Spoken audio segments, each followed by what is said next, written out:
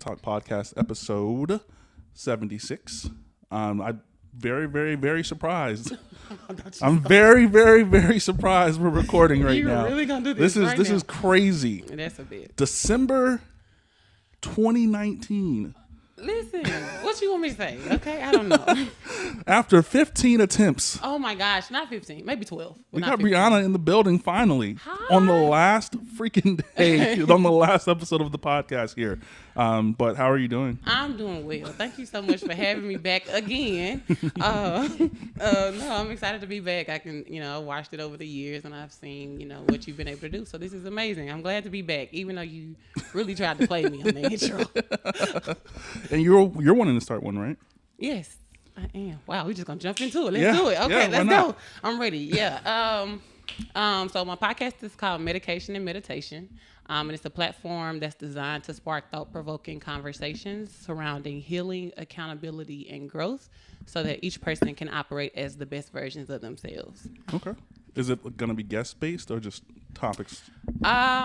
Okay, so I'm very random. Okay, so to know me, I'm very random. I'm very animated. But everybody that knows me knows that I believe that God speaks through everything. And so what I do is that I take those random moments that happens to me that most people will overlook, and I see the God in it or the lesson in it, and then I just speak to it from that perspective. So just random things, I'm so excited for the mini blog I'm dropping tomorrow, which will give an example of what that is.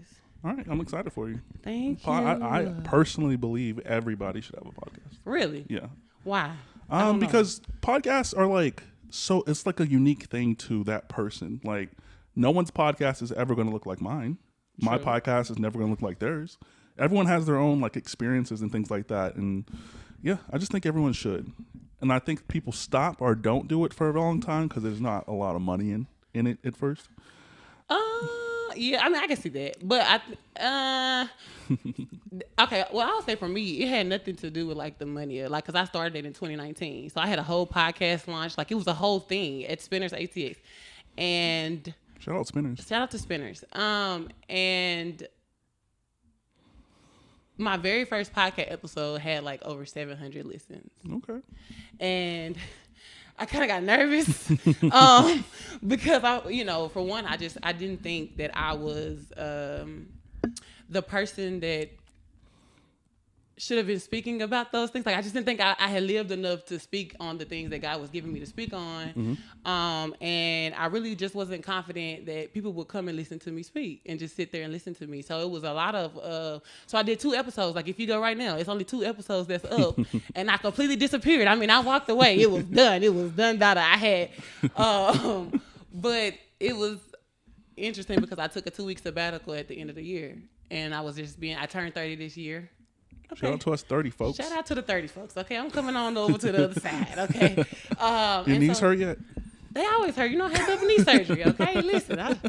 Jesus, I don't tell you about that in college. Okay. But no, I just was really tired of where I was.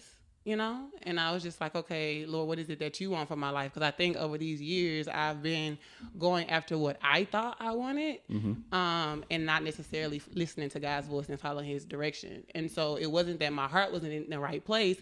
It just wasn't time yet. And so when I was going through that time and just really trying to see what he wanted me to accomplish this year, he brought back the podcast. And because he was just it's time. You've gone through, 4 years of personal development, character development, really understanding who you are, being okay with that, standing in that truth, not allowing yourself to be persuaded by anything or anybody. So now you're ready to go and proclaim the message in which I've given you, because now you can withstand what comes to you. So, because anytime you put yourself in this platform, you open yourself up to criticism. Oh, yeah. It is kind of strange, doing this podcast, because the people who listen to this podcast is old white men. Really? Yeah. I get DMs all the time. Wow. I don't know why. That's interesting. But I think at the end, honestly though, maybe I think at the end of it, everybody is I think you solve a problem to, I guess, all of those people's, you solve their problem in their life. Like, I can say problem, but you resonate with them in that way. I don't know what it is. I resonate with old white men. Cool. That's all right. That's all right. Okay. Because at the end of the day, no, really, I just believe, I'm too loud. No. Oh, that was me. I was like, that's probably, I was like, that's because you're going to hear me before you see me. Okay. You're going to see me quick because I'm 6'1". Okay. But no, I think that's beautiful because at the end of the day, I think everybody has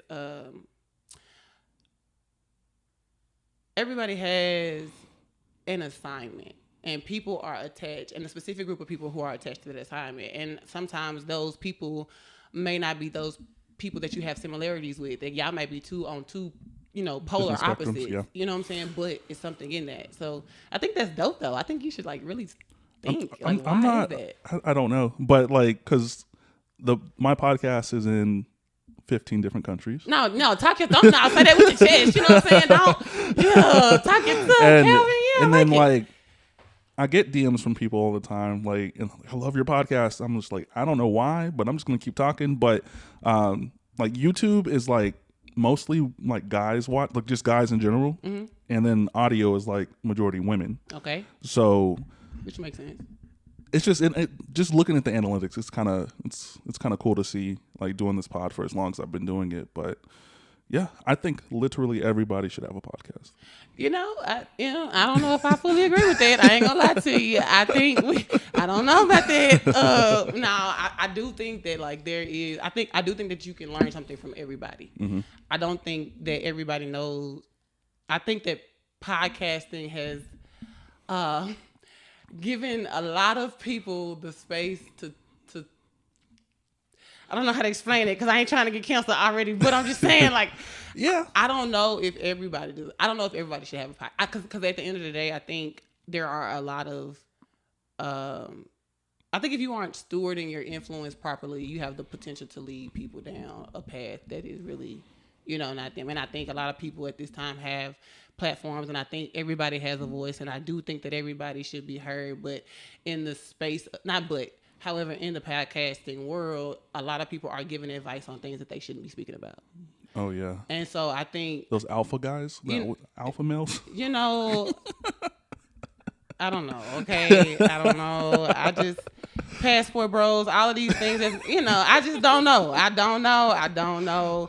But like I said, I do believe that everybody has a voice, and I do believe that you can learn something from everybody. I mean, even a broken cock is right twice a day, So but I don't know. I'm very conflicted in that. I don't know. I think for me, because when podcasting got super big in 2018, 2019, or whatever the case may be, I saw a lot of people running to do it, but didn't stay consistent. Oh, you hit my business. but it's just the same for a lot of people. I even stopped for a while. I had 14 episodes. Mm-hmm. Pandemic happens. I'm I don't really like the way this looks. Okay. I don't like it. So I scrapped it and started all the way over. And then, just been going since then. And there's been ups and downs for sure. I've had co-hosts in and out. Yeah. I think 5 at this point. I think. Let me count. Kay, Sierra, Brittany, Raven. 4. Okay, 4. I've had 4 podcast co-hosts, and I've learned that I maybe just want to do this shit on my own. What? Okay, no, because I think there's so much conversation in there, because I think a lot of times people think that when you stop and assess and reassess, that's a bad thing, and sometimes you have to do that to really see, is this what I wanted it to look like, So, but I am interested in knowing what made you come to maybe you want to do it by yourself. I'm committed to it. It's one of those things where you can say people aren't gonna put as much effort in your personal passion. Right. So I actually wanted to do this, not for everyone to listen or anything like that. Some of the people that I look up to the most are podcasters, and they've been podcasting for 10, 15 years at this point. Right. And what I found is when you don't align with that passion, it just becomes difficult to work with each other. So, but I'm just asking that, I'm interested. So would you say that you as the creator of this, did you set the vision and the expectations up front? No. Okay. Okay. That's interesting. And that's what I'm in the process of doing now. And I am looking for a co-host, and there's a number of people who are interested, but back then I would just be like, all right, cool. If you got the time, let's go. Let's do Instead it. of sitting down and being like, okay, hey, this is where I want to take it. I've been traveling with the pod for three episodes. We recorded in San Antonio. We recorded in Dallas. So that's the part of the plan. Like, I think next steps or next place is going to be Houston, outside of the move or whatever the case may be. But yeah, just making sure you go that extra mile and actually talk to a person, like speak to a creative. Everyone's not a creative. No. Everyone's not a creative. A lot of times people just want to be on the platform. Not saying that was my co-host experience, but I'm being very careful about who I select. And it's important. And as you should, because at the end of the day, it's your baby, and who can protect your baby better than you? You know what I'm saying? So I think there's a lot to that. Everybody should have a conversation with the creative, because I think as creatives, we are very big picture people. Yep. You know what I'm saying? So problem solvers. Very much so, and creators, depending on how you look at it. No, but no, I think I think this is beautiful for you, and I think as you go into this next season, I don't think it's a coincidence that I'm in the last episode in this particular place. It only makes sense. And it's been 3 years. It only makes sense, yo. But I think as you walk into this new season, I think you should, really open your eyes to see what compliments you. Because you know what I'm saying? You got to have somebody. Y'all ain't going to... I've watched podcasts and people have had the same personalities, and I've gone to sleep. You know what I'm saying? Because it doesn't work. But then you have people who have totally different, ideals and all of that carrying on. And it's funny because it's entertaining, because if you study people like I study people, you watch the nuances and the differences between the two. So I think it's amazing, and congratulations to you for traveling. Come on, expansion, Facts. Growth, facts. Come on, Jordan year for everybody. I love it. Yeah. Speaking of my personal GOAT. LeBron James. Okay, smooth transition. Boy, you good at this. You good at this. Just passed Kareem as the leading scorer for the NBA at 38,388 points. Absolutely. That's a lot of goddamn points, That's man. a lot of points. Congratulations. But we got to clap it up for him. You know what I'm saying? Like, you got to give, no matter how you feel, you got to give credit where credit is due. You know? He's my GOAT, though. Hey. I ain't gonna argue with that. You know what I'm saying? When people get in that conversation, my point is always this.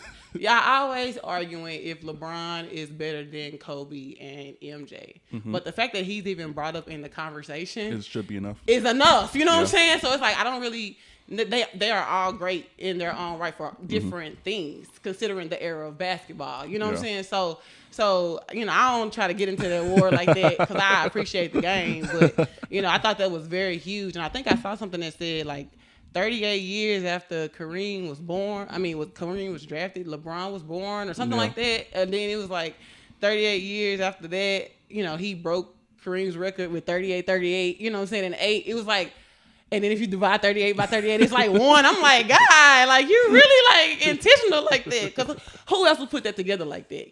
So it was the weirdos on the internet. No, now wait a minute. So do I fall under that because I believe it? No, I'm just playing. If you want, you're the one who came up with it. Maybe. No. Somebody else posted it, and I was like, oh, that's something to think about, Yeah. But that's dope, and he a hell of a player. Yeah, we definitely got to give him props, man. 20 years in the NBA. People have been playing in a church league since they were 4 years old, and they scored that many points. My boy say church league. Okay, first of all. That's a lot of points. That's a lot of points for one person. But and he did break it, in LA. And even though he lost the game, everyone's making a big deal. I'm like, they suck. It's not. And I'm on record, you know what I'm saying? I am a Celtics fan, okay? So you already know how I'm feeling about the Lakers. So I wasn't necessarily mad they lost. But no, and I honestly though, that's a hell of a player, you know what I'm saying? And no matter, people gonna always criticize the greats, because especially when people don't have enough courage to even get out there and do what he's done. Yeah, you know what I'm saying? So that's a lot of time. That's a lot of effort. That's a lot of practice. I'm an athlete, so I identify with that on a whole nother level. You know, that's a lot of goddamn time off of the court, not just on the court, off of the court. That's a lot of maintenance, bro. Listen, and then on top of that, to add the pressures of like having a family, and then you're also, you know, you see him moving more so solidifying business deals because he trying. You know, at the end of the day, LeBron maybe got. Look, I give him 6 more years. I'll give him 6. I really 2, 3. Really? Yeah. I think LeBron got to do him. I think the mentality of carrying him, his mind of carrying him another 2 I think he just wants to play with his kid and then dip out. Yeah, but I mean, his kid could be technically in the NBA in a year from now. He could, but it's gonna take time to develop it because he had to develop. He can't. LeBron, he gonna make one call. I'm not saying his ability. No, Bronny is definitely getting the team, okay, and he's definitely playing. But I'm saying, like, as far as to like develop as an athlete, it's gonna take him a couple of years. And I think once Bronny develops, then you know LeBron and them have a chance if they could possibly win a ring together. I think that would probably be the ultimate goal, you know. And I think LeBron is the type of daddy that would, you know, stay because his body is not. I mean, yeah, he older, but he's still explosive. He's still making plays. So I give him another 6 years, and then he have to, you know, get on out. But I want him to blow this record out the water, so ain't nobody ever come. I want 50,000. Really, I need him to get 50,000. I think he could do that. What's that? Like 14? No, 10, 12. Is that outside? Boo! Okay, keep going. Sorry. I ain't even here. That's how I know. I'm over here looking at the store. I'm over here like, okay, 1, 2, 3. Yeah. But no, I think he very much goes to do it, and I think it was dope to have, you know, Kareem there to watch that. Even though my boy, my boy, he was not happy. He was not. They don't even really. I don't even think they really fuck with each other because like when they took the pictures. Like when they took the pictures or whatever, they was just like, "All right, let's get this over with, bro." Like, really? No, I mean definitely like, come on, we know what we're here for. Okay? Yeah, let's go ahead and get this done. But you know, at the end of the day, I think it was still dope, and I think LeBron still got time left in him, and I think for sure those points are definitely gonna increase. And like I said, those people that's hating online, they get on, you know, folks gonna hate. They gonna always find something to hate about. And I just be reading. Facts. I'm just like, first of all, bro, you played at 4:30. Okay, relax. Okay, I need you to be quiet. Okay, because you know what I'm saying. In the side gym. You know, hey, you know, nah, for real. Okay, practice squad, my boy. On like the side you gym. in PE waiting to get picked. Okay, stop playing with like.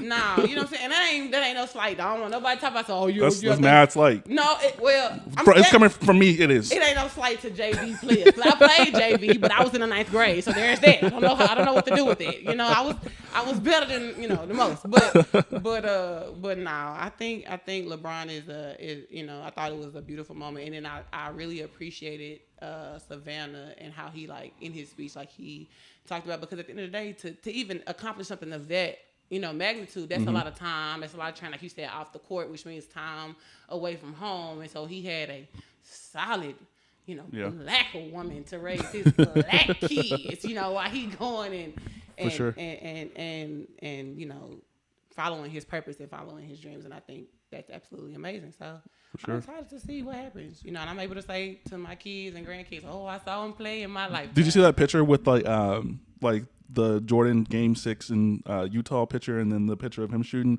and how every single person's on their phone, and then Game 6, like not a single person's on their cell phone, even if they had cell phones back then. I don't know. Did they have cell phones in 1998? I think they just came up, but they was a big fat. You know what I'm saying? But literally, like the whole stadium, like he takes the shot, beats the record. They took a picture, and it's like literally every single body just has their phone out.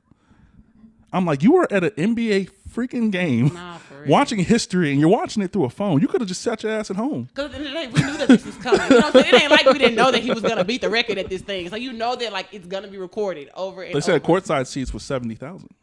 Who? 70,000 courtside for that game. If you got it, then hey.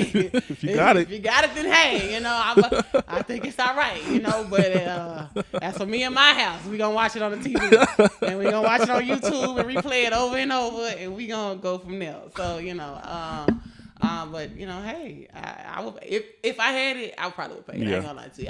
I would love basketball like this. Now I just have a big old TV with surround sound. Makes me feel like I'm in the game. Or if they they got the VR. What is it? The what do you call it? Virtual reality. Yeah, well, you can like it makes it look like when you like pay for a ticket or whatever, it makes it like the goggles. You see the court like in real time. Really? Yeah.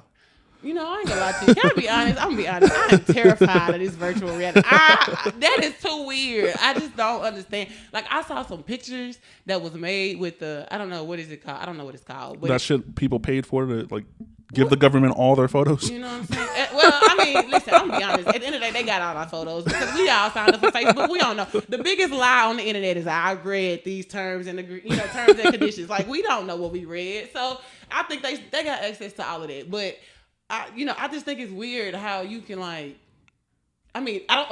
stop. I don't think it's weird because I do understand that words create things. So I understand that, right?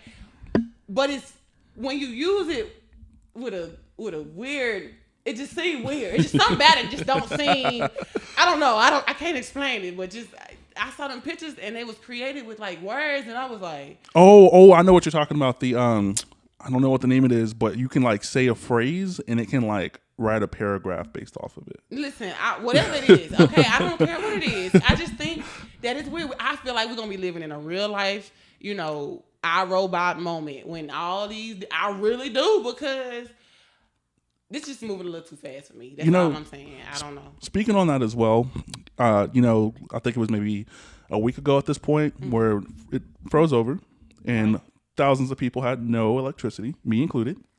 Wow. So my power went out Wednesday at like 7 a.m. Didn't come back on until Saturday at like 10 a.m.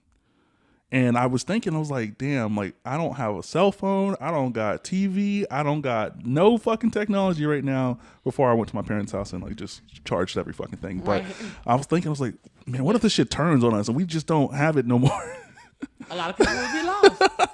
No, really. And I really had that thought before. Like a lot of people would be lost. And I think, of course we grew up in the technology age. So that's all a lot of people know. But like I've seen that like technology has made a lot of people out of touch, especially when it comes to like how to form relationships and how to communicate effectively. And like all of those different things that like are basic skills that people need to have to navigate through life. A lot of millennials I can say it, I'm one of them. I feel like we like our age, we were like in the middle of it. Like, our age, yes. Yeah, like we're like 29 and up. Okay. Yeah, like we were like right in the middle of the transition because like about time things really really got popping on the internet, like MySpace and shit like that, AOL.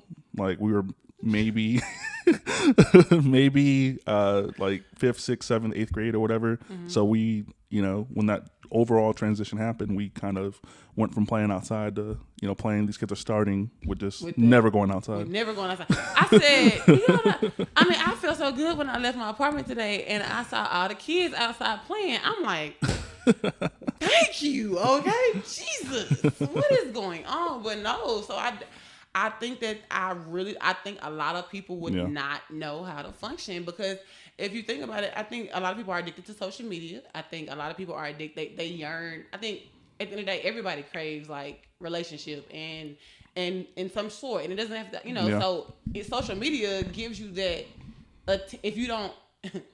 If you're searching for attention, social media give it to you, no matter if it's good or bad. So. And a lot of people, I think a lot of people don't really know themselves and aren't comfortable with themselves, and so they use social media to like fill a void. And I think if that was ever taken away, you would have a lot of people miserable because they're not happy with themselves. And so I think it'll be interesting. I try to get away from my phone. I try not to get on, social media just one day a week. You know what I'm saying? Just to not get on it. Just cause I'm disgusted when I check the hours used on Facebook and YouTube. I'm like, I spent what? What you say? What did I do? What did I actually do? Jesus. No, for real. Like, first of all, that thing will hump on you. Okay, it will humble you. Like, I think it did it one time when it said I had like 12 hours, and I said, how much money did I make for being on here? None. I got to get it together. Yeah, absolutely. So but I think it fits also because at the end of the day, if I'm getting back into the podcast space, I have to spend a lot more time on social media. So it's kind of like I don't know shit, to be honest with you. Like, the stuff that everyone else be on everyone's timeline, it don't be on mine. I Really? promise you. Yeah, it just be food posts and dog washing TikToks. First of all, I just want to go on record and saying I ain't had not now plate, okay? And this man be throwing down and knew I was coming and just nothing. I mean, I wouldn't have wanted to make a meal not knowing if you're coming or not. You just won't let me. I'm sorry. This is a very rare episode. No, it's not. Okay. December 2019. Dude, okay. It has. It's been a really long time. It really has. But, I'm glad to be back. It feels good. It feels like I've never left. So there's that. Did you experience any outages or anything where you were? No. I didn't. No. It went off and then it flickered. It flickered. But no, for the most part, I was blessed to have all of my things that working. shit just was off. And I work from home, so I couldn't even work. But shout out to the job for giving us that weather pay, though. Oh, see? Come on now. Come on now. Oh, that's a ram in the bush. No, that's I hate you had to sit over in the dark. So with you sitting with yourself, like, what was my that thoughts? Like? I want to know. Like, because I be thinking, because sometimes you think that. I was thinking I could pot in the dark. I thought that was going to be a fire episode. No, I think that, hey, you may have something there. But no, I always wanted that because, I know when I'm by myself, that's when, I think the most, and I know that's why a lot of people don't spend time by themselves because they don't want to think. So I just wonder what that's like for anybody else. I mean, it's not hard for me. I actually prefer it. Like, I grew up as, I have a brother, but, we're 8 years apart. He was out of the house by the time I was 9, 10 years old, right? Yeah. And my parents always worked, so I was always at home by myself from 10 years old to 18. And then I don't live with anybody. So I'm always, and I work from home. So there's days I don't go outside for the first time till 7:30, 8 o'clock. And I don't be knowing the weather. I just go outside and I'll be like, shit, it's cold. Cold, yeah. Whoa. It's hot as fuck. That's why when I walked out, have I been outside today? No. That's why I walked out. I was like, it's bright as hell out here. Say the sun is shining, okay? Ooh, the sky is blue. What is going on? No, that's I like living by myself. You don't have to really, I've definitely had to live in other people's spaces, So yeah, I can't do it. I'm just never gonna live with somebody again unless it's a wife or something. I can't. Really? Yeah. Well, so I've had. Or if I'm broke and I just need help or something. Well, that's what I was. I was broke and I needed help. So you know what I'm saying? I went couch to couch to couch. I ain't gonna hold you, But but even in that experience, I think I learned so much about who I was, and so I'm grateful to be back on my own now. Have learned the lessons, but it's nothing like coming home. You know what I'm saying? To your own space, to your, that if you put this here, it's gonna be there when you get back. You know what I'm saying? It's the small things that you appreciate. That song "New Apartment," Ari Lennox. That's the essence of what it means to have your own space. Yeah, for sure. Yeah. So yeah, I mean, when the power went out, and I locked my keys in the car during the power outage. Oh my God, what is happening? I gotta tell the story. I think this is a note, and I was actually potting and walking. So, because I was charging all my stuff in my car, right? Mm-hmm. So I have 2 keys. Okay. I had a key in the car. It wasn't the battery was on, but it wasn't actually running. And was charging my shit. Decided to come back up here with my other key. So I'm thinking it's gonna be easy to get back in my car. For whatever reason, my key doesn't work on my car. So it's locked. Shit's in there. I don't have anything but my second phone, and it's about to die. So, and the charger I did have, I was using a power block. I'm telling the story so bad, but I was using a power block, and I was able to charge it to get it up to 30%. It took an hour and a half to get up to 30%. I just went for a run. I just went running. My man said, I don't know what else to do. Let me just go sweat it out. Okay, I don't know. I ran around the apartment complex, and then I got back, and I was like, okay, so it went up 3%. So if I do this 6 or 7 times, it's going to go up. So I ran around the apartment complex, got my shit at 30. And an exercise. Yeah, and some exercise. And then I bolted to HEB. because I didn't have any power. My second phone is not on, so there's no internet. Right. So I know HEB got Wi-Fi, so I bolted to fucking HEB, turned my shit on. That shit died in like 10 minutes. Wow. But like I got off one Snapchat message. Was it a call? Yeah. I called her and I was like, yo, need you to pull up to my place. I don't have much time. What? Can you hear me? I don't have a lot of time. Okay. I need you to, come over. And I was like, okay, bye. All right, with my keys. Okay. What do I? I'm trying to put. Yeah, you say, what is happening? There is a lot going on in this moment that I don't have the answer for, but let me get over there. And there's like Mad Robins on my Snapchat, so like I didn't know if I was calling the right person. Cause like I was scrolling, like, is this the right one? God damn it! But then Miss Rockin' Robin, I saw that because I did click on someone else's beforehand. But I got that off. I'm like, okay, I'm at peace now. I'm good.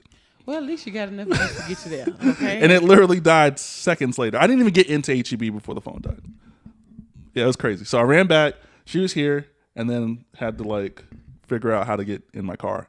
And it sucks because I have something that is like. I have a service called Lyft Pink, right? Okay.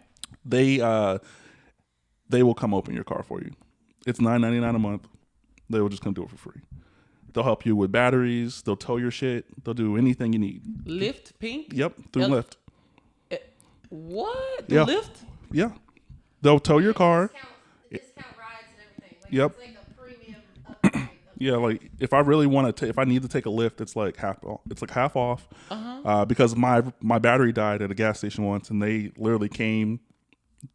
What do you call it? Jumped my shit. Went over. I was able to get back home, and then they were able to help deliver another battery. And it's $9.99 a month. Mm-hmm. You should look into it. It's actually legit. It's really legit, and they give you what? So they give you 3 free tows a year.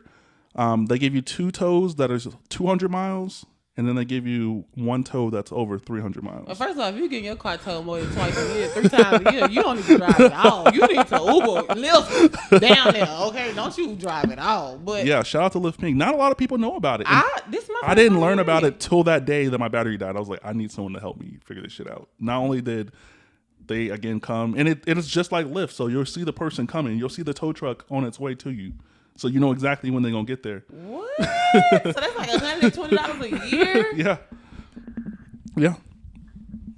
Shout out to Lyft, man. Shout out to Lyft. Like, for real. Like, that's change tires and everything? Yep, tires, lock your keys in your car. And that's why I was so mad, because I had to end up paying somebody because I couldn't get into Lyft because they have such, like, their authorization process sucks, first of all. What? So I couldn't even get logged into my Lyft Pink account or whatever, so I had to pay someone, and then I sent her the screenshot. I was like, it would have been free if I just had my phone. I think that sucks. I think that's amazing, an amazing security thing, because but that's a really I'll show you. Yeah, you later. gotta show me that. Yeah, it's lit. Well, drop the thing in the little thing so that people can see it. Cause hey, I'm lit. What? Yes, I appreciate it. No, for sure. Thank you for that. So let's get into. Was there one you wanted to talk about particularly? I don't care. I'm just here. So this just says, stop asking women on a date, then asking them where they want to go or what they want to do. Negro lead. What do you think? What are your thoughts? Absolutely. 100%. But have you ever gone on a date and like you didn't want to be there? Like they picked the wrong place? Yeah. Is it too bad? Like still saying, okay, hey, what do you normally do? Like what do you do for fun? And then picking off of that. So to answer your first question, yes, I did. I did go on a date, and so I don't eat seafood. Mm-hmm. Oh. So like at all. Like I'll say this: I'll eat a catfish sandwich like twice a year.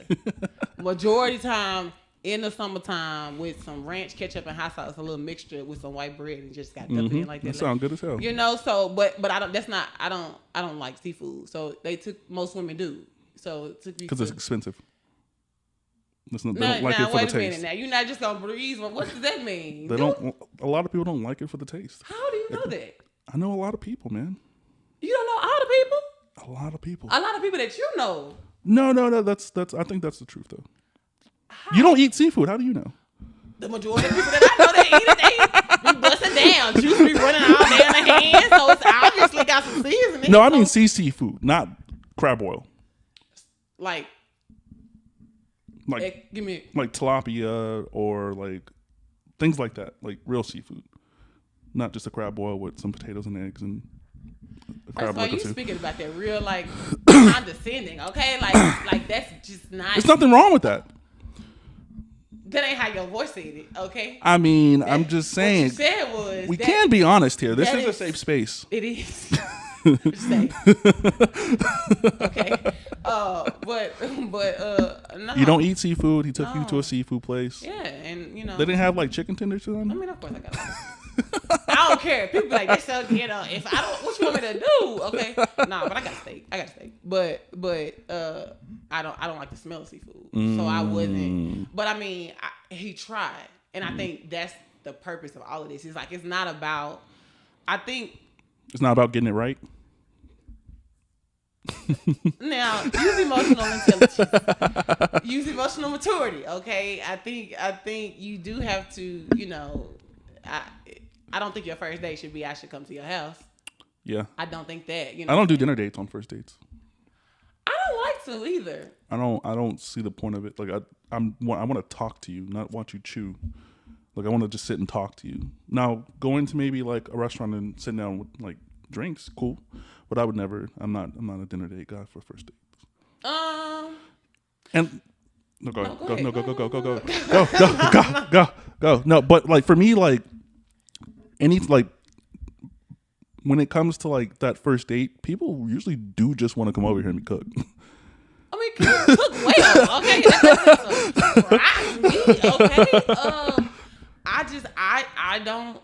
I don't think it's a good idea. One, because of obvious safety reasons. Yeah, absolutely. But two, I think that's really. It's not really a lot of effort. It's not really a lot of effort. You know what I'm saying? And I get it. You can call the chef and you can rearrange your apartment and all of that, but it doesn't mean that you went out of. I don't know. It's very weird. It's like I don't want to say when you went out of your way, but it's like. The best thing you could do is invite me to your house. Like, out of all things, like, not that. And I think if that's something y'all been in a relationship, if y'all been talking 3 months or whatever, y'all been entertaining each other for a certain amount of time and both of you guys feel comfortable. Yeah. Then I think, okay, that's fine. Because at the end of the day, it is cute and it's intimate. But, like, for that to be our first encounter, it just gives, I don't know. I wouldn't be okay with it. I just wouldn't. But for me, my first date, ideally, I want to do something fun. Like, I want to see you, like, personally, a lot of the men that I attract are very, in high leadership, they got their hands in a lot of different things and stuff like that.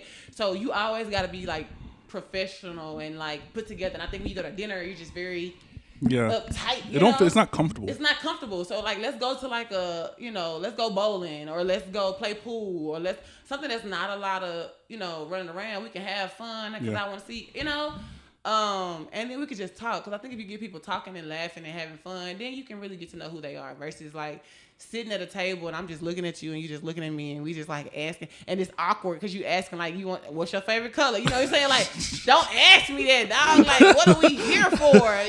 So bowling or something, you get to see them in a different element. You get to have fun. You get to, any type of, that's the type of things that I personally would like to do, on a first date. And then. So is it fair to ask like what you do and use that as a way to design a date?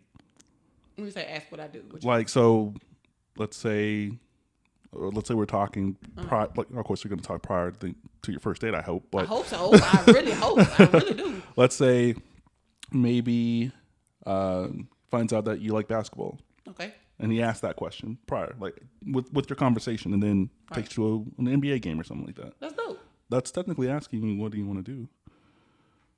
Yeah. Right. And that's why like when I saw this, I was like, I don't think it's that black and white. I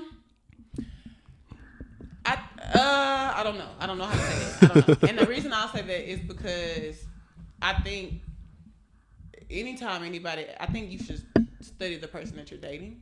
That's what I mean. And so, but I don't necessarily know if that's asking her what she wants to. Like if you say, like, that's you getting to know me. So if you say, okay, oh, she like basketball. So then you say, oh, I want to take her on a date. Hey, I got you tickets to this, because you're paying attention to me. You're not necessarily saying, oh, I want to take you on a date. What you want to do? You ask me. You know what I'm saying? I don't. You know, and I think it's bigger. It's bigger, and I think honestly, it's bigger than just the date. I think it's more so. Planning a date is very minimal in leadership compared to how you would have to lead us if we were to do this together. So if I can't trust you to just like take the initiative, it don't matter if it's wrong, because we already know that women, what we do, we take what we got and we nurture it and we help grow. That's what we do. That's our essence. So it's like, I don't care if you like, the Papados, it was like, but you tried. I've never been there. Really? What's the Mexican one? Isn't there Papacitos? Yeah, Papacitos. I've been the one at the two. I just don't know which one. I've been before. I'm just gonna tell you. I like to eat. I don't know, but Sana, they joke with me at work. They was like, "You always got a snack," because I do. I'm gonna eat. I'm not gonna be hungry. But I think it's more, like I said, it's deeper than just the date. So if that is just the minimal sign of like, okay, first he actively listens. If he goes about it the way that you did, right? He actively listens to me. He studies me, and he's taking the initiative to plan this. And then he wants me there because he intentionally asked me to join him in this. Yeah. So it's a whole thing, and I think that's why they say men and women are different, because that's how we really think versus like. I mean, I just asked her to go on a date. I don't understand what the problem is. What do you want to do? I'll do it. Whatever you want. Right. What do you want to do? Right. So it is. So it's like, yeah, like, let me see that you have the capabilities to plan something, to think things through, to follow through. It's if you are a woman that is looking at a man for those things. Because I think a lot of times people just want to go, there are some women that are out here who, they're not looking at a man to like really build something with. They're looking at him for dinner. You know what I'm saying? I got to keep it a buck. I'm a woman, but I know the game.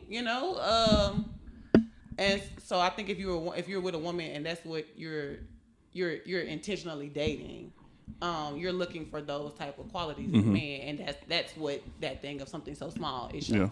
It shows. So, what's your favorite restaurants here? What's your go-to? Like, if you had a bad day, you're about to spend $30 on a meal because you want to. Because you got it. Where you going? And I done had a bad day? Yeah, you had a bad day. You just $30-$40 on a meal by yourself. Where you going? Before they closed, it would definitely be Cajun Eats. Shout out to Jermaine. They closed? Well, they're not in Pflugerville no more. They got a new place in Pflugerville, so they're like getting the venue together, getting ready for their grand opening and everything. Like it's an indoor. Like they did that. So before they moved from over there, shout out to them. They're my boys. I remember we used to do kickbacks. Like we were in their house and they was cooking. So it's like to see them there, it's really dope. Because I'm able to say like I remembered. But it used to be Cajun Eats. No, it still is Cajun Eats. Cajun Eats, and then what would you get from there? Cajun Eats. The chicken sausage pasta. I'm a pasta girl. You gotta know that about me. Pasta and French fries. You can't miss me. Okay, I'm gonna be honest with you. And chicken. I love chicken. You really can't go wrong with either one of them three. I'm gonna tell you right now. Potato, in any sense of the word, you can count on Briana. Okay. But then now will be I go to anything baked potato a lot. Shout out to them. I'm having a hard time finding a stuffed potato place that equals them. I don't know what they do. Right. Like the potato tastes a little different. Like I don't know what they do to the potatoes. If they feed the potatoes beer or soak them in, I don't know what they do. These potatoes were grown with love and care. Like they're big and they're like, I can't even get these in HEB. Who's your seller? Like, right. Like shout out to them. No. I actually I post a lot of food places and I posted about them and it went viral. Really? Mm-hmm. No, they good. I mean, I get the chicken fried chicken one with the greens and the corn and the gravy and the chicken. And what did I get? I've only been there once. I don't know what I got, but it had some corn on it, some You got what chicken. I got? Yeah, that's the it. chicken fried chicken. Yeah. So there, and then the last place would be Roger Boys. And that's a black on. All of these are black on. Shout out to me, okay? Hold on. I'm really outside. But no, all of these are black on. That's really crazy. Not crazy, but that's like I practice what I preach, you know. But yeah, and I know the Roger Boys because they have the best have brisket nachos. Like, I have never in my life tasted a brisket. First of all, I didn't even know that existed. And then, shout out to my mentor and Coach Rose Smith. She was like, let me take you somewhere. You know what I'm saying? You don't know nothing about no barbecue. And she took me, and they were in like a Diamond Mart in like off of Manor and Rogge of all places. You know what I'm saying? So it was and you would never know that in there. I mean, the best. Fire. The best brisket nachos to this day. So yeah, I would go those three. I mean, I'm not really I don't want to say, when I say this is gonna come off really. Say it. I am not really a luxury girl, if that makes sense. Like, I don't have to go to those places. I mean, I've been to them, you know what I'm saying, but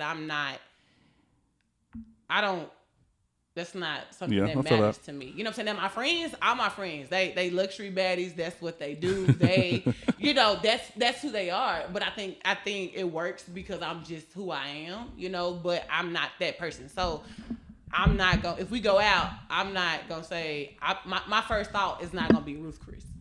It's not going to be Steak 48. It's not going to be that, because that's cool. And if that's the lifestyle that he lives, you know what I'm saying? I'm not going to tell him, no, don't take me to a nice restaurant. I'm not going to do that. You know what I'm saying? But to know me is to know I'm really just your down, round away. You know what I'm saying? I am. And it, you know, and so I'm not going to think, I'm very much, you know, I'm not just going to think that. And I don't think there's anything wrong with that. Yeah, absolutely. I genuinely don't. So that's just who I am. I have a hard time spending a certain amount of money on something I know I can make. Like, it's hard for me. That's valid. Yeah. Like, if I really, really want a steak, I'll go to like the HEB butcher, or I'll just grab like a steak from HEB and just call it a day. Like, I know how to season steak. I know how to cook it properly, temps, all that. I know it by heart. Why don't you do you do like cooking class, tutoring cooking classes? Cause So, I'll take it. So that is something that's in my mind. Okay, come on, confirmation, Lord, on the camera. Look at that. That is something that's rolling in there. Prior to the pandemic, I did have my little catering thing. Don't minimize it like that. Don't do that. It ain't little bad as you had your catering thing.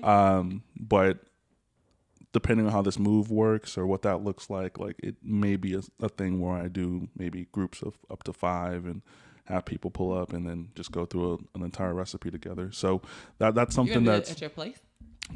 Maybe. Yeah, want to let people know where you stay. I mean, I do have a podcast where people I've never met come. Well, okay. And I have a camera in here, so it's okay. I mean, yeah, you're right. I ain't think about that. You did. I don't know. I met you for the first time at my place. You did. Dang, you did. I didn't really know that I was coming to your place though. That was crazy though. You know, I really didn't, because I've always have that thing. Yeah. You know what I'm saying? I really do. So. But then when I got here, I was like, okay, these are apartments, okay. And then I saw Raven. I was like, okay, you know what I'm saying? I feel very comfortable. Shout out to Raven. You know what I'm saying? I hope she's doing well. We friends on Facebook. We are. She's funny. Man, there's something else I was gonna jump into, but it just like drew a blank, and it wasn't this question either. What was it? Cooking classes. I said something about cooking class. I asked you tutor because I take a class. That's one. Okay, I'm gonna be honest. I'm putting myself out here. So I love chicken. You gotta know that I don't eat seafood. Mm-hmm. I rarely eat pork. Really don't eat beef like that. So majority of the things that I eat is chicken and turkey. So I dated this guy, and his palate was very well versed. But every time I would cook chicken because that's what I eat. Because why would I cook Something you don't eat? Something I don't eat.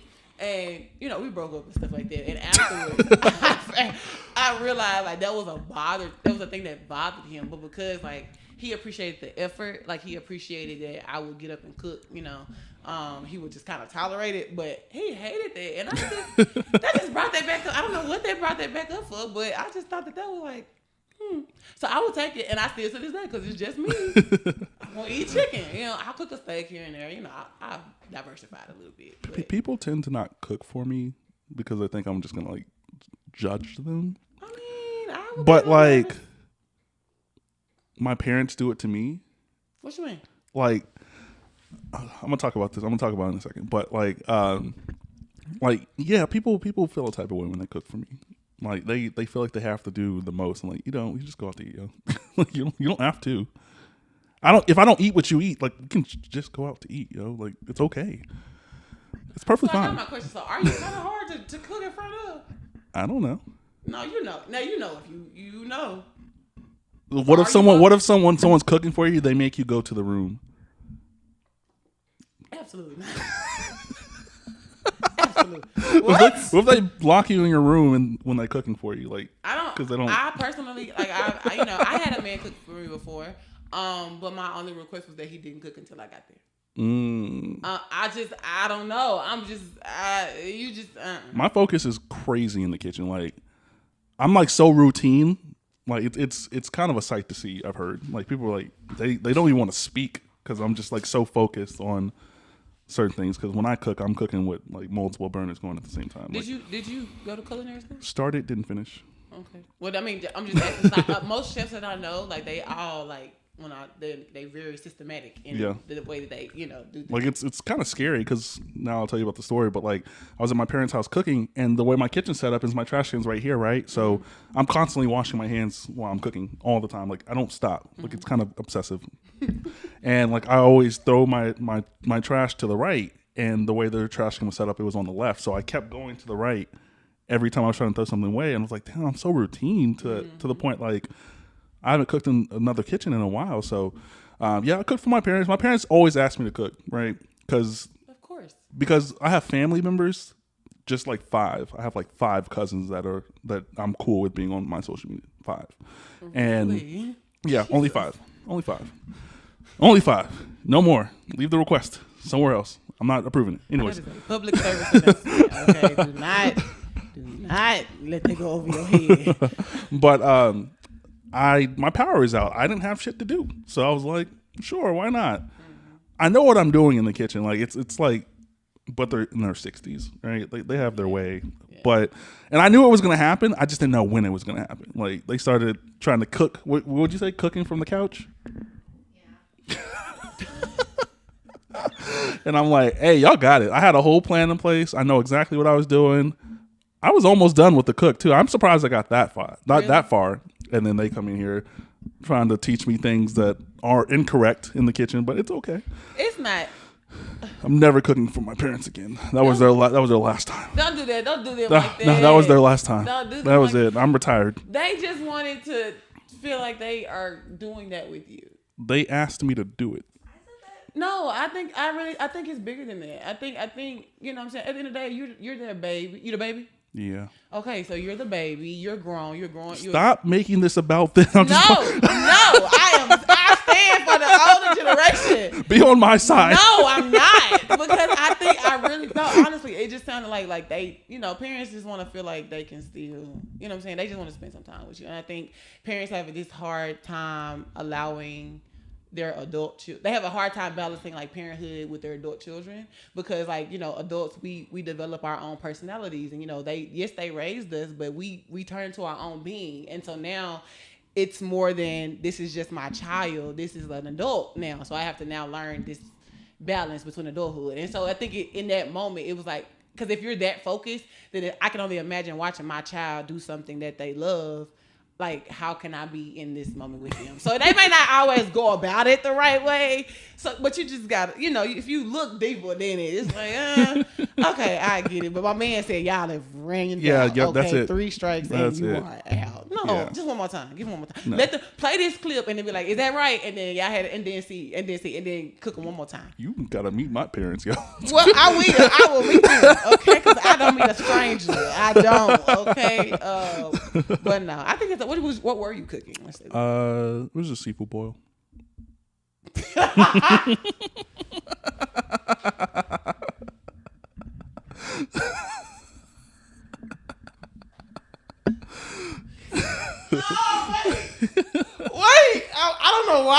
expecting like. Yeah, it was super I simple. know I know exactly what I was doing. Yeah. My man said, yeah. seafood. That was it. That was it. Yeah. Oh my God, my stomach hurt. That was funny because I really thought you was gonna go like. If I was gonna cook something, and they got in the kitchen, I'm leaving. Like I would leave. Really? Legit. I am so hyper focused in the kitchen. Like it is. I'm zoned. So are you not okay? So are you not like? So you know how they have like the cooking dates? You see like the cooking bays. Oh yeah, I'm done. Done. Really? You wouldn't do that with your old lady? You wouldn't like? No. Really? Yeah. Why? Everybody that knows a chef, y'all are so territorial. It's because it's the craft. Like I wouldn't come into their craft and try to do their craft. Although cooking, everyone should know how to cook. Okay. Literally everybody. If you can't cook rice, you can't cook. Don't do that because the rice cook will be helping people out. Okay. Now, I did though. I now cook my rice. I put a bouillon in the water. Okay. Chicken bouillon in the water, and then let it do that. And listen, hey, shout out to my mentee Khalid. She put me on game. Chicken stock's always good too. Yeah, it's really good. Yeah, but yeah. Yeah, it's a craft thing. Same thing with podcasting and having a co-host, right? Like even though they're here with you in this space, each episode doesn't mean anything near to them what it means to you. All right. Same thing with me in culinary. Like I did try to go to culinary school. At the time, the Art Institute was maybe equal in cost to UT at the time. Okay. Right. So I was at ACC serving tables and trying to go to culinary school at the same time. Well, my boy Shit was crazy. Everything. Okay. Right. And then eventually I got in the kitchen at the restaurant I was working in, only to find out like people who typically have culinary degrees can't get in a restaurant because they want experience. And when it comes to culinary school, it's a textbook thing. It's like, okay, this is a cutting style. It's not really a recipe based like learning. It's like techniques. So if there is a job open and this guy has a degree in pastries or saute or whatever the case may be, and you have this guy who's been working in restaurants since he was 12, basically, you're taking the guy who's been in the restaurant experience. Gonna win it. Yeah. No matter what industry you in, they gonna. And I've talked to many chefs about this, and people who have completed or who haven't completed their education on that end, and experience is always gonna outweigh that piece of paper. Yeah. And I do a lot of studying. Like if I'm gonna make a dish for somebody, I know things. I don't use a recipe book or anything. I don't use the internet. Like I don't use it like that.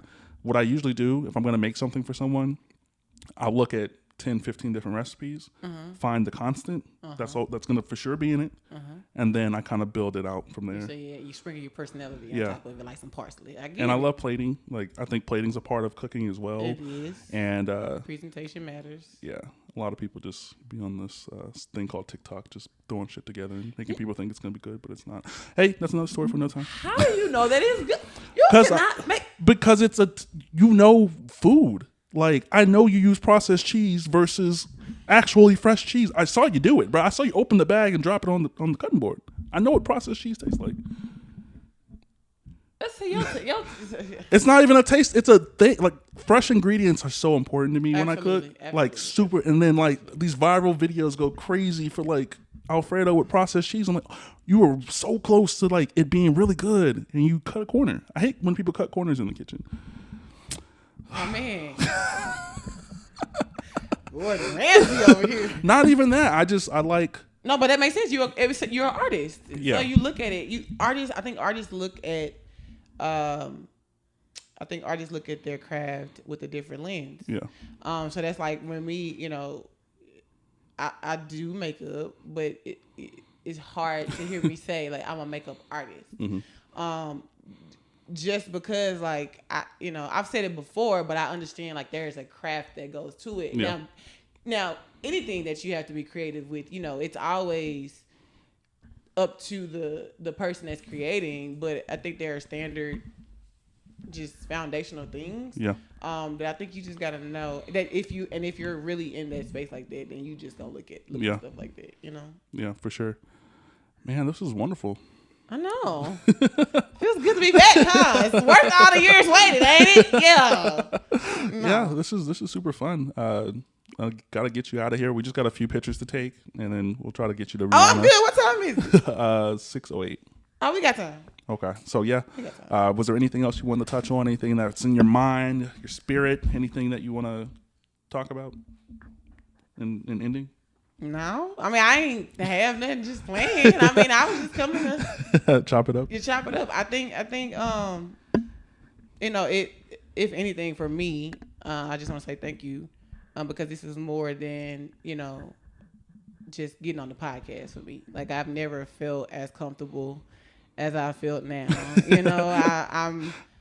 I think I'm at this place in my life where I'm finally okay with all of me.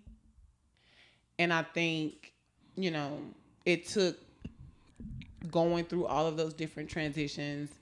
It took surrounding myself with some people who did not think like me. Yeah. Who thought bigger than me, who put me in a position to where I was able to really walk in who God has called me to be. And I think in order to get to that place, you have to cut all of the excess fat, if you will. Facts. Because you will realize that you're seeing through a lens that's not even real. And I think that's one of the biggest lessons that I've learned is just like life as I knew it then was not even real. Like it wasn't. I don't really know how to explain it, but it's like now that I'm at this different place in my life and I've grown and I have allowed myself to be challenged and pushed and stretched outside of my comfort zone. I'm able to come in spaces like this and this is who I am, and it doesn't come off as arrogance or obnoxious. It's just I'm me, dog. You know what I'm saying? Like I don't know who else to be. And I think when you have platforms like this, it's important that is what shines. That is what people see, because it's so easy to be whoever you want to be in technology. On the internet. On the internet. That's why I hate phonies. I hate people you be knowing people. I'm like, that ain't you. Like that's not you. That's not even your personality. Yeah, for sure. And I think that's why I wanted to. I think that's one of the purposes of my podcast is because one of the themes, like I said, medication and meditation, and I think, because medication is designed to heal the symptom of a problem, not necessarily get to the root. And so with my podcast, I think the accountability piece is healing the symptom of the problem so that we can get to the root of why you are the way that you are. And I'm not there to I'm not a therapist. I'm not a life coach. I'm not a motivational speaker. I don't even want to be known as that, because I think that comes with a certain level of people expectation that you're supposed to have life all figured out. And the fact is we all are just trying to figure it out every day, from the person that's on the corner to the person with the corner office. Shout out to Jay-Z. You know what I'm saying? I think that we all are just trying to figure it out. And if I can take my lessons, and be able to use that so that somebody else can grow, I think that's what life is all about, And so that's why I was very careful, and I prayed and I fasted and I took time away, and I was very clear so that I could hear from God, because I know the weight that this ministry can carry, and when you open yourself up to, especially when you're, I'm sorry. No. This is good to me. I'm sorry. This is a safe space, yo. It really is. No, but I think when you open yourself up to this type of platform, then you allow people to see what's in you. And at the end of the day, what's in me is God. Like people say, you're so funny, you're so charismatic, you say the right thing at the right time, and I'm just being myself. And I think at this time in my life, I think I'm needed in the world, because a lot of people don't have that support system. Mm-hmm. A lot of people may have what they think is a support system, but they have nobody to hold them accountable. So when you come to my podcast, yes, it's going to be we gonna laugh, we gonna think, cause it's just me and all of my authentic, all of me, all of this. You gonna get it, the highs, the lows, and all in between. But I think the ultimate purpose of it is just to help people see themselves differently, and okay. So can I tell you something? Yeah, absolutely. Okay, so this is the theme of the podcast. So you getting like I was supposed to put this out as a blog, and I might still put it out as a blog tomorrow because I know that I don't know when this is gonna drop, but I might just put this out tomorrow. But so since I was a child, I have had this like interest in plants. Okay. And I think it was sparked by like my childhood best friend, Miss Shannon, Miss Shannon. Like she used to have like this apartment would be covered. It's like walking in a rainforest. Like I'm not playing. She had plants hanging from the ceiling. She just did. And then I remember the church mother, Mama Brooks. She had like the most beautiful garden that I've ever seen. But I just remember being a child and being like, fixated on it, right? And so I've grown up, and I've become a plant mom now. So I have 4 plants. Shout out to me, I got a new one today. I'm excited. But I've become a plant mom. So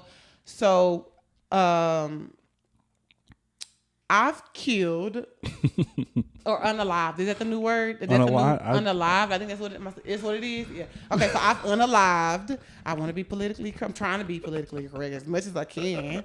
I don't want to offend nobody, okay? Because Jesus. But I unalived more plants than I have alive, but I think that's just something that comes with the process, right? So once I got my flow going, I have 4 plants, and I have a plant named Faith. That's her name is Faith. And I've had Faith I have had Faith. I've had Faith the longest out of all of my plants. And so during my 2 week sabbatical, like I had Faith, she was thriving. Okay, Faith was doing her thing, right? And but I got busy. My hands are in a lot of different things. Yeah. And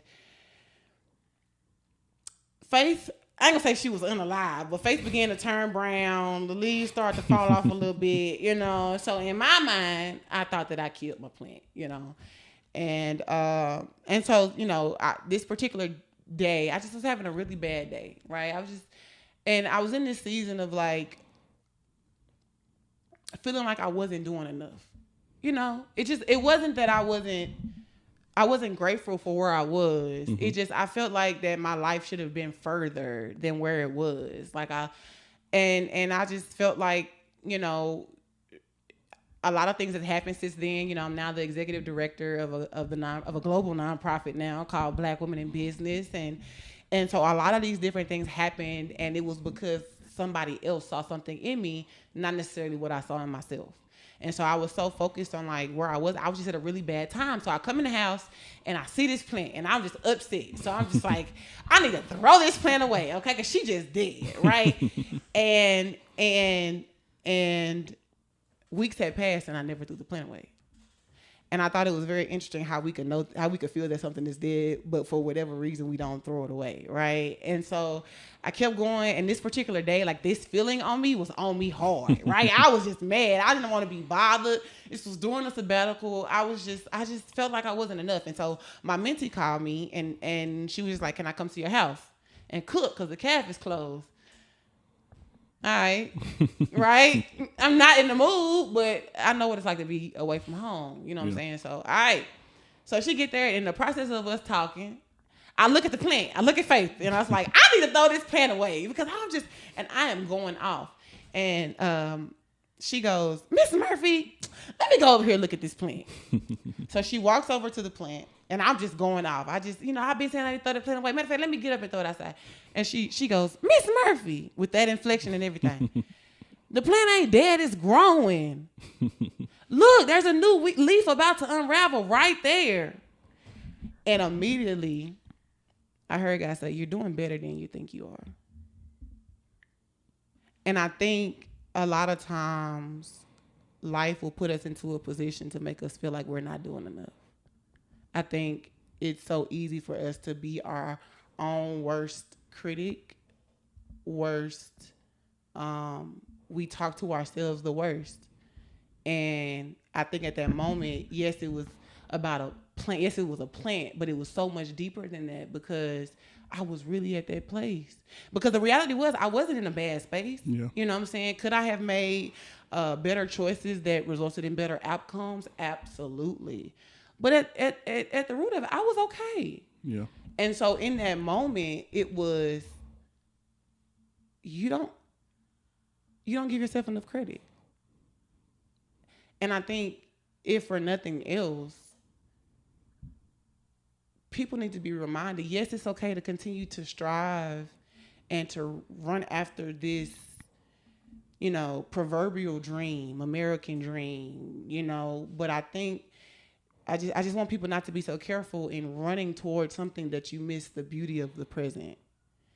And the reality was I was doing a good job. And I'm still doing a good job. And as I go through this podcast and as we grow through these podcasts, like we're growing together. It's not, and that's why I say it's like your homegirl, because I'm not trying to tell you nothing that I ain't had to, go through myself. I'm not going to speak on nothing that I don't feel like I'm, qualified to speak on, because I understand that sometimes you got to be quiet and learn from other people if you don't get it out. If you don't know it, don't teach it. You know what I'm saying? I'm an avid believer in that. I think people teach too soon. I think, but for me, it was just, this is gonna be a space where we just have real life conversations, and you have somebody that's willing to do life with you, because a lot of people are doing life by themselves, and so you'll get that's what you will get on the podcast. It'll be, and so now when I see my plant, I look at that leaf that's continuing to unravel, and it's a reminder that I'm doing better than I think I am. Absolutely. And so, if anything, I will say let that resonate where it goes, because what you have is amazing. I think everything is in seasons. Life happens in cycles. I think you learn the most lessons when you pay attention to nature. And so I want to use this time to encourage you, because I know what it's like to be the leader of something and feel like you're carrying it all on your back, and you don't have anybody who sees the vision and sees, the end picture and the big picture. And it can get discouraging, and it can make you feel like, okay, well, am I supposed to be doing this? And it's from the little bits and pieces of inspiration that you may get, or you going and looking at your back office, and you seeing that you getting, even if it's 3 more downloads than you had, you're seeing progress. But I get what that's like. So I think this is a space where continue to look for and what walk in what you want this to look like. Yeah, absolutely. But I think this is you've done an amazing job being able to build something, because a lot of people won't build anything. They have a lot to say about somebody that's building something, but they will never take it upon themselves to build anything. And so I just say that to anybody that's creating something, that's building something, like you're doing it. You're doing better than you think you are. Yep. You're doing better than you think you are, even if that's you striving to become a better person every day. Absolutely. Life is a journey, not a destination. Not a destination. And the most beautiful part of it is understanding that it's in the journey that you will receive most of your answers. Perfect. So I'm glad to be here. Thank you for bringing me back. This is fun. Absolutely. Follow me on Instagram. We got one more quick topic. Your top 5 rappers. That's it. Just top 5. Oh! Because Jay-Z ain't in mine. Oh! Okay.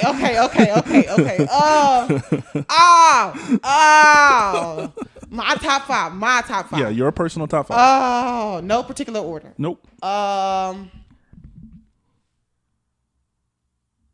Mainstream, no mainstream. It don't matter. Your top 5. Oh my God, I feel under so much pressure. Story based off of storytelling alone, Common. Okay. Pure lyricism. Oh God. Pure lyricism, I would say Big Sean.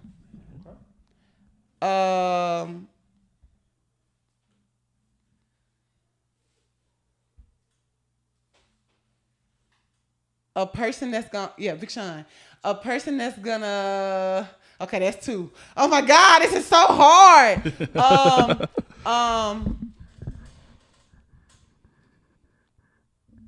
I as much as I don't care for her character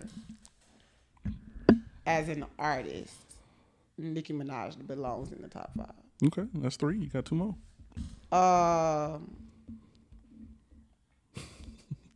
Okay. Rhapsody. Okay. Rhapsody. I love Rhapsody. And oh my God. Okay, we got Common. Okay, we got Common, Big Sean, Rhapsody, Nicki. Top 5. Oh wait.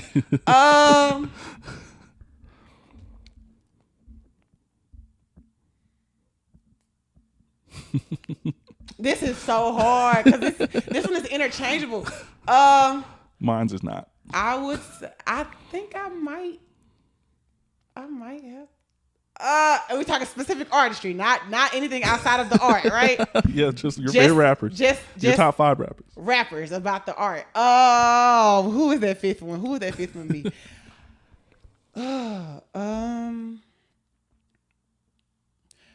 It's a toss up between. Oh God, it's a toss up between. I would say Hove, Biggie, and J. Cole. It would be a toss up between them. It depends on the day. It would definitely, but like yes. So for storytelling, for sure, Common. I love the way that he tells stories. I think Big Sean falls in the storytelling as well. But I think Big Sean is a really underrated lyricist. Like if you just listen to him, like my boy be spitting, I be like, what? How did he put that together? Like what? He doesn't get enough credit, and I stand on that. Big Sean, definitely Nicki because of like, I mean, at the end of the day, she a rapper, and I like East Coast rap. I think that's also if you can. I like that gutter rap. I'm in your face with it. So I like Nicki for that, and I think Nicki is a lyricist as well. Like I said, for the artist, speaking on the artistry only, I have to give her credit. Rhapsody, I don't think she gets enough credit. I think she definitely is conscious rap, if you will. And she's more of my personality. If it's when it comes to music, she's more of my personality. But that last one is a toss up. I ain't gonna lie to you. and I'm leaning more toward Biggie. I ain't gonna lie to you. I'm leaning more toward Biggie. More toward Biggie. So I guess for the I'll put Biggie in my top. I'll put Biggie there and keep it there. Oh Lord, that's gonna get me in trouble. Okay, I'm listening. Dang, it took me a minute to get there. I wasn't expecting that. Okay, yeah. Go ahead. Yeah, it's easy. Wayne, Drake, T.I., Jeezy, Ross. No order. Wayne, Drake, Jeezy, T.I., Ross. Yep. Wayne, Drake. Okay, Wayne, self-explanatory. Mm-hmm. Drake, self-explanatory. Mm-hmm.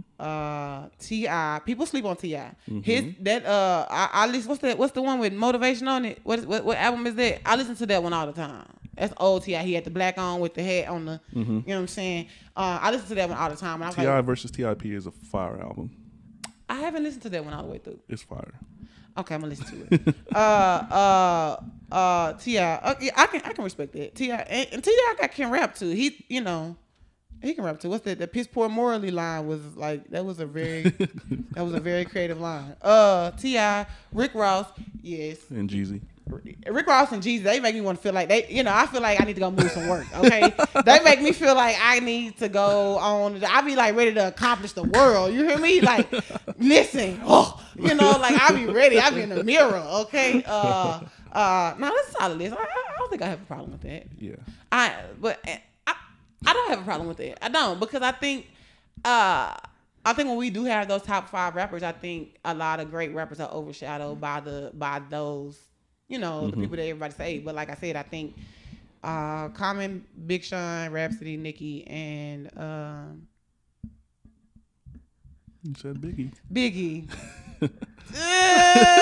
Oh my God, I don't know. Yeah, I'm gonna say Biggie. I'm gonna say Biggie just because I like his cadence. I like the cadence. I like Biggie's I like that. But I like East Coast. I like East Coast rap. So I think I'm biased, you know. But I just like that, you know, B-I-G-P-O. Boy, hey, don't come in like that, Biggie. You ain't got to do that. Do y'all not hear how he came in on Juicy? My man was riding the beat. I'm sorry. And it was mixed with East Coast. So I think that's the South in me. That's the Southern, you know, Southern rappers, they ride a beat, and from Texas, we on it, you know, man, hold up, I done came down, it's your girl Briana and the referee thing. No, but yeah, I'm gonna stand on that. Fire. Yeah, this is gonna be a great episode. It should be out Tuesday, maybe Wednesday. It just depends on how long it takes me to fit the stuff together. But I appreciate you coming on. This is episode 76 of the Can We Talk podcast. You guys enjoy the rest of your night, and thank you so much for listening. Bye.